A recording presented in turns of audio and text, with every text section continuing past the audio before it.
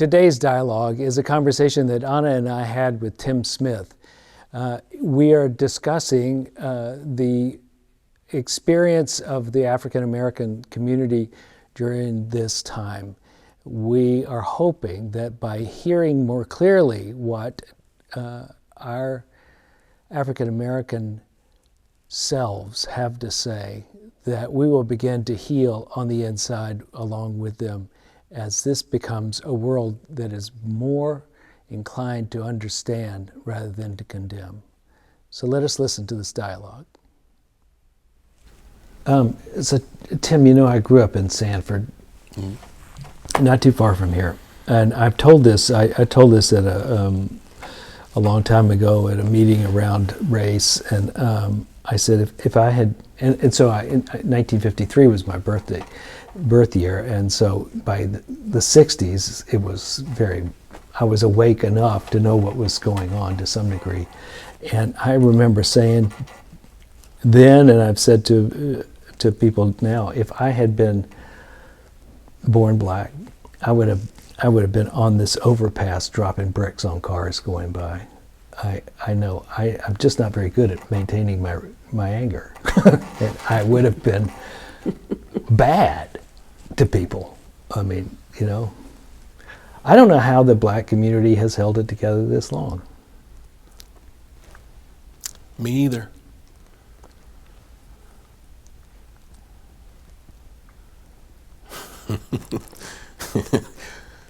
Yeah. Yeah, that's... So you feel like dropping bricks on cars from the overpass. You know that's not the right thing to do, but, you know, what else are you going to do? Yeah. When is somebody going to listen to you? Right. It's been so patently uneven. I mean,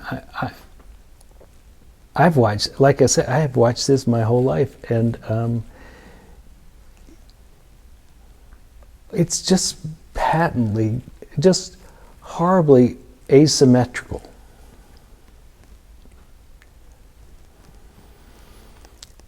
Yeah. Yeah.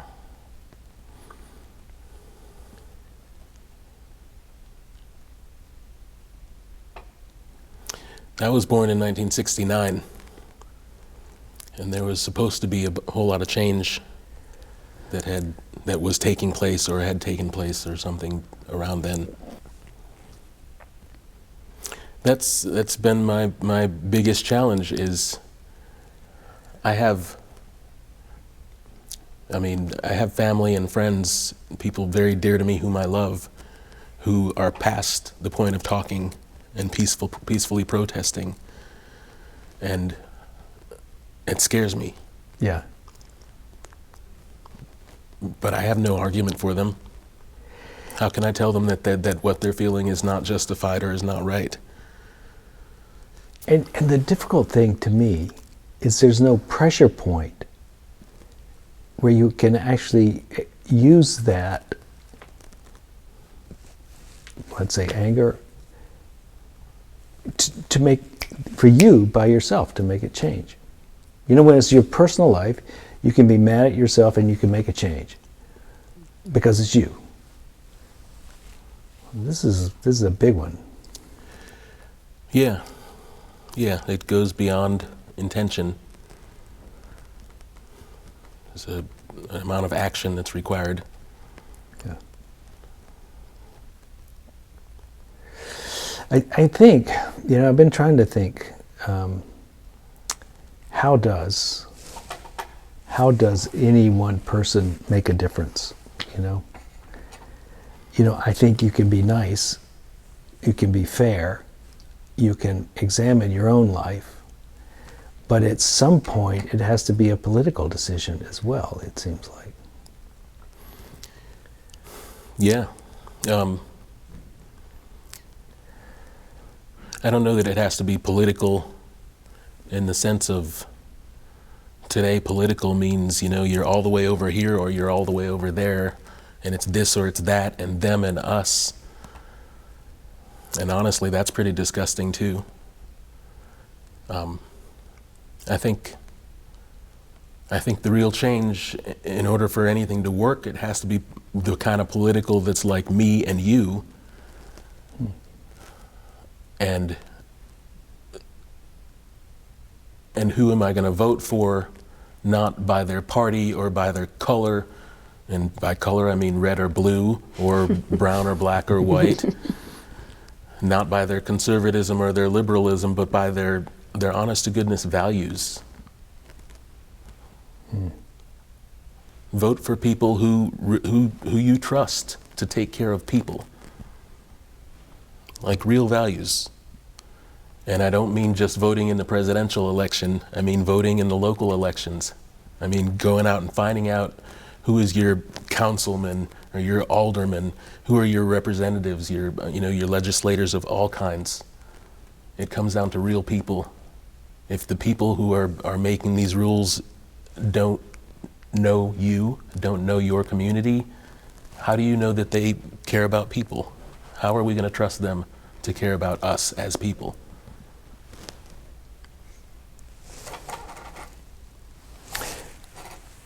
Yeah. One of the things I've noticed about working with Anna is Anna has the ability to have her heart open toward everybody. But I don't think it's a universal quality. For a lot of people don't have that. Do you have any words around that? A lot of people don't know that they have that. Maybe they haven't been trying hard enough.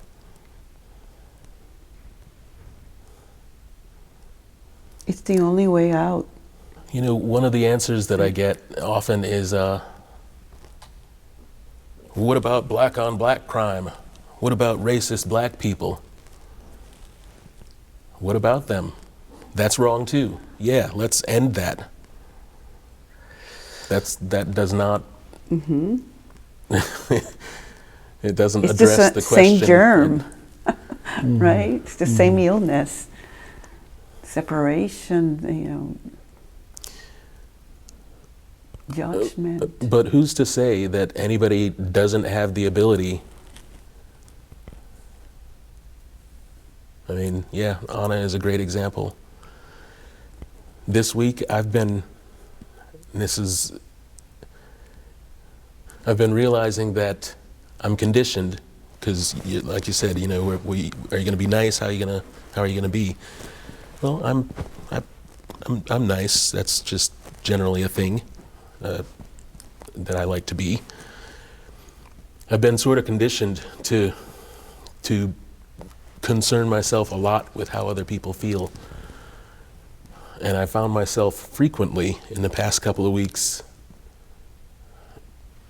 urging, just feeling this, something in me starts to apologize.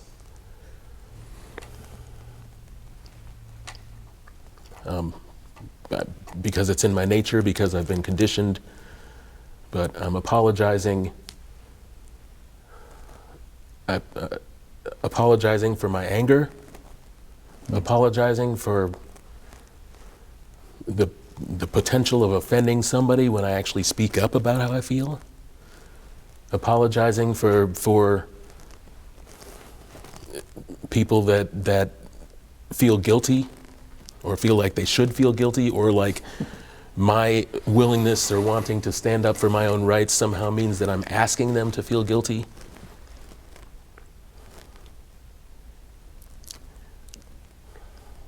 I even find myself apologizing for apologizing. I mean, literally. Yeah.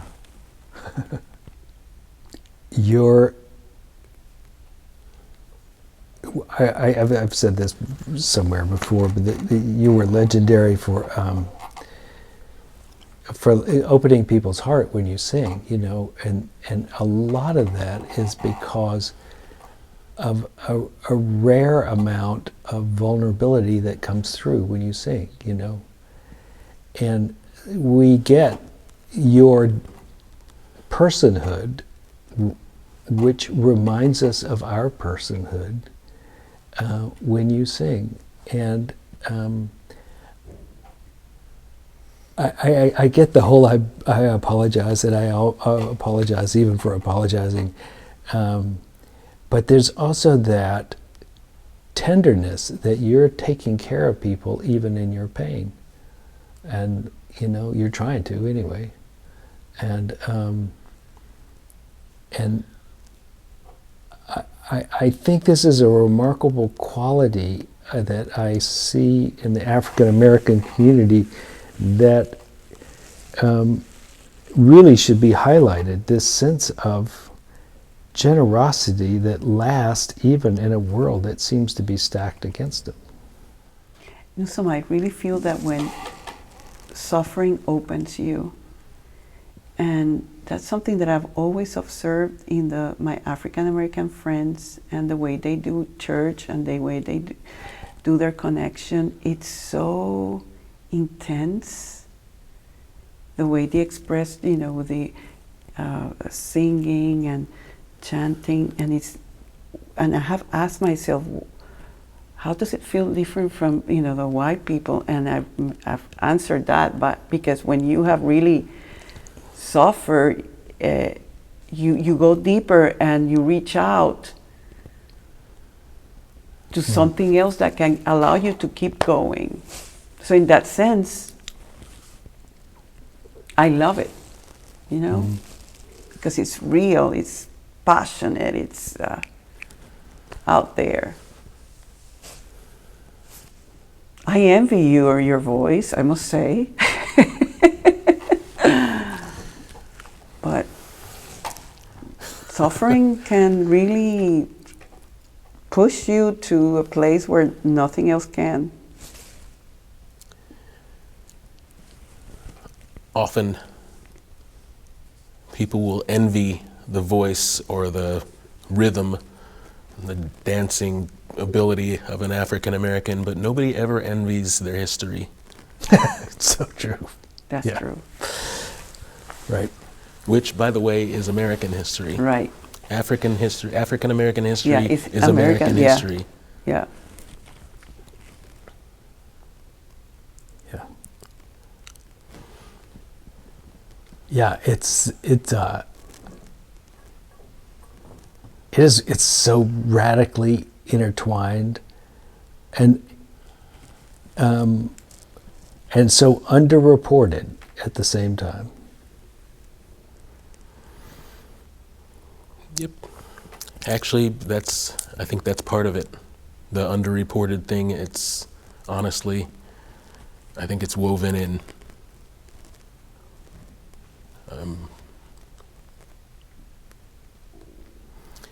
From the moment that slaves were freed, they were disadvantaged. Mm-hmm. Beyond that, laws start to change very, very slowly. They're still disadvantaged. And eventually the laws change to a point where, they weren't written. And that's what we saw on TV last week. The law that says 4 white cops, you don't have to talk about what it is that they're about to do to another human being. Mm-hmm. They don't have to speak about it. They're going to protect each other and it's going to be okay.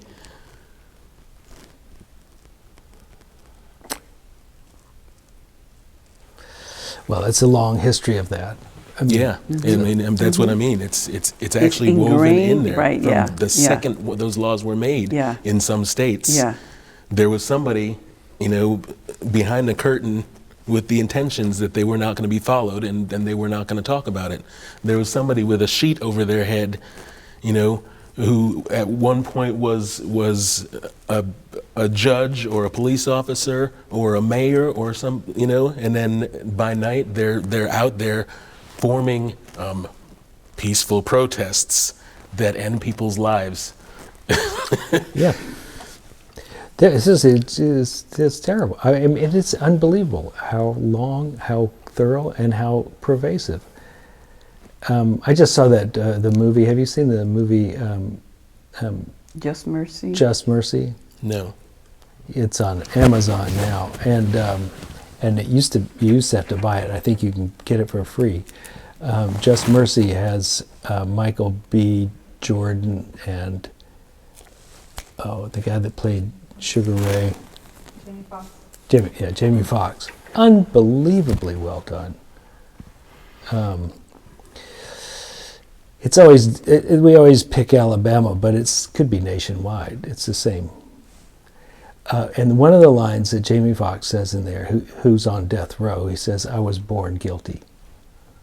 And so anybody accused him, somebody accuses him, he's got it's not like you're innocent and then you're proven guilty. It's the other way around, if Absolutely. possible. Right. So, Absolutely.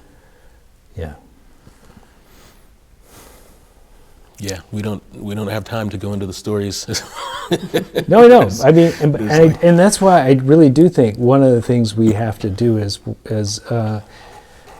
the majority is to learn what we have done as a community, what we have done. I remember when I was in college and African American history was just coming into being a subject that you could major in and all of that. And I remember my first encounter with that thought was, do we really need that? Isn't the history big enough? Why does it need to be a special case? Well, I think largely because it's been written out. You know, I was telling somebody, you know, I grew up here. I have my 10th grade North Carolina history book. It didn't even talk about the coup d'etat in Wilmington and the massacre that happened after it. It wasn't even mentioned. I was talking to somebody else who also is from here. She said, "I'd never heard of it before." It really was. We to the victor goes the history. History, yeah. Right? And so so what happened in the South? They put up statues. in the This is what we want to remember. 1920s. In the 20s is when they started putting up these Civil War statues, because it was, okay, we're really going to start shutting this back down again completely. It is an uneven march toward where we are today. Yeah. Yeah. Well, Tim, I really appreciate you talking with us. I think you're kind to let Anna and me in on your life.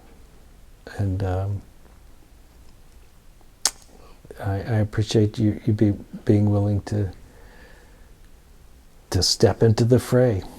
So I know you care, and thank you. Thank you. thank you for listening. This has been a touching time with Tim, and I hope you will join us on Sunday. We're going to continue this dialogue during our Sunday service. And I also hope that you'll join us for the challenge that we offer there of opening our hearts and being part of the catalyst for the transformation of our country. We'll see you on Sunday.